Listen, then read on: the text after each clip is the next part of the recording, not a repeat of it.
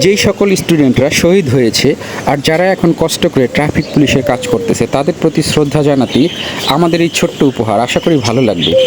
সুন্দর। কেমন লাগতেছে সবাই বলো, কেমন লাগতেছে? তোমাদের লাগবে? থ্যাংক ইউ আপু। আমাদের গ্রুপে আরো 7-8 জন বাসায় আছে, আরেকজন আপু তার জন্য। আমরা চাই এভাবেই অন্যের মুখে হাসি ফোটাতে। দাঁড়াও, একসাথে দাঁড়াও, লাইন ধরে দাঁড়াও। আমার অনেক ভালো লাগতেছে তোমার করে দেখা।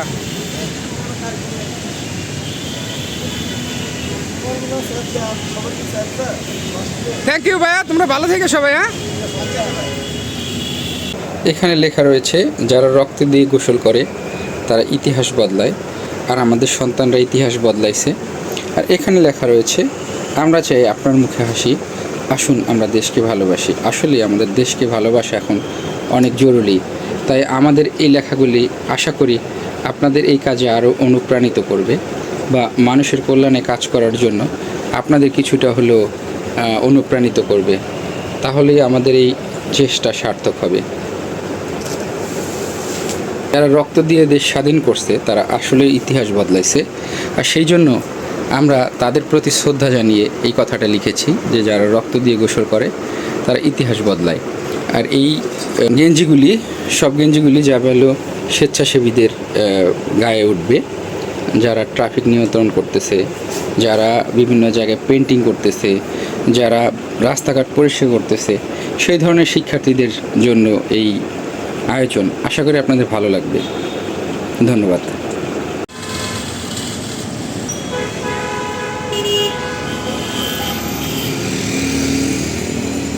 আচ্ছা, থ্যাংক ইউ। আমরা বের হলাম এই মহৎ কাজটি করার জন্য। মার দিকে তাকাও।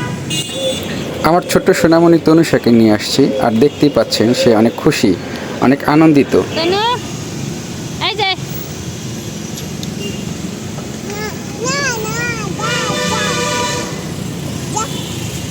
এখন আমরা মগবাজারে রয়েছি।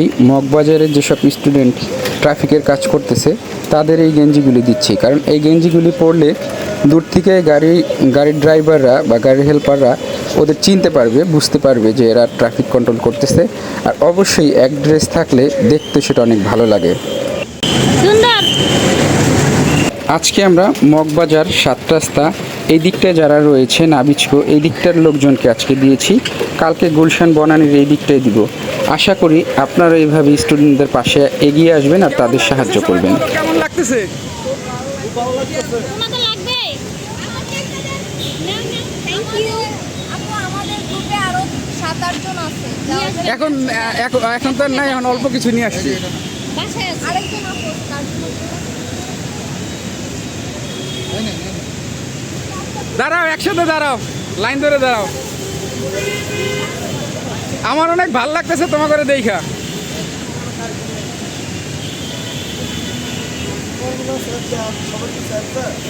এখনই সময় তারুণ্যের, এখনই সময় এগিয়ে যাওয়ার, সুন্দর দেশ গড়ার। আসুন এভাবেই আমরা বাংলাদেশের সমস্ত নাগরিক এই স্টুডেন্টদের সাথে হাতে হাত লাগিয়ে আমরা দেশটাকে আবার নতুন করে গড়ি। আমরা ধ্বংসাত্মক সব কিছু পরিহার করি। আমরা জানি এভাবেই ধুয়ে মুছে পরিষ্কার করতে দেশটা পারি, আর সেই জন্য আমাদের স্টুডেন্টরা পথ দেখাচ্ছে। আর তাদের সাথে যাতে আমরা একত্রিত হই, তাদের সাথে যাতে হাতে হাত রেখে সামনে এগিয়ে যেতে পারি। আর আমরা যাতে এভাবেই প্রত্যেক দিন পূর্ব দিগন্তে নতুন সূর্য উঠে, আর সেই সূর্যটা যাতে হয় বাংলাদেশের মানুষের পরিবর্তনের জন্য, বাংলাদেশের মানুষের ভালোর জন্য, বাংলাদেশের মানুষের সব কিছু যারা অন্য অন্য কান্ট্রিতে আছে তারা যেভাবে আমাদের বাংলাদেশটাকে দেখে সেইভাবে না দেখে আমাদের যাতে সম্মানের সাথে দেখে, সেইভাবে একটা দেশ গড়ি। এই সন্তানরা আমাদের যে পথ দেখিয়েছে, আমাদের উচিত সেই পথে তাদের সাথে আমাদেরও হাঁটা এবং সামনে এগিয়ে যাওয়া। আমি যদিও এখন স্টুডেন্ট নই, কিন্তু আমিও চাই দেশটা সুন্দর হোক, আমাদের দেশের সমাজটা সুন্দর হোক, আমাদের জাতিটা সুন্দর হোক। আর সবার আগে দেশ বড়, তার থেকে বড় কিছু নেই। তাই আসুন আমরা হিন্দু, খ্রিস্টান, মুসলিম সব জাতি ভেদাভেদ ভুলে আমরা জানি সামনে এগিয়ে যাই। আর এভাবেই জানি আমরা দেশের কল্যাণে, নিজেদের কল্যাণে, সমাজের কল্যাণে নিজেদের বিলিয়ে দিই। কারণ সবার আগে দেশ বড়, এ কথাটা আসলে আমরা সবাই মুখে বলি, কিন্তু কাজে কতটুকু আমরা বাস্তবায়ন করি। তাই সবার কাছে আমাদের অনুরোধ, আমার অনুরোধ যে আসুন আমরা সবাই মিলে দেশটাকে আবার সুন্দর করে গড়ি। এই সন্তানদের শ্রদ্ধা করি। এই সন্তানরা যে আমাদের আঙ্গুল দিয়ে দেখিয়ে দিচ্ছে যে আমরা ভুল করতেছি, সেটা জানি আমরা পরিহার করি। কেমন লাগতেছে?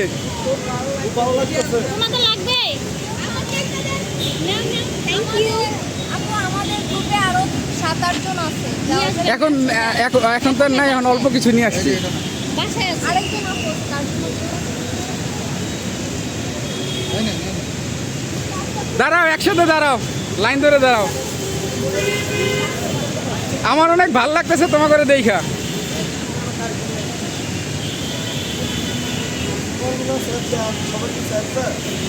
থ্যাংক ইউ ভাইয়া, তোমরা ভালো থেকো সবাই। হ্যাঁ,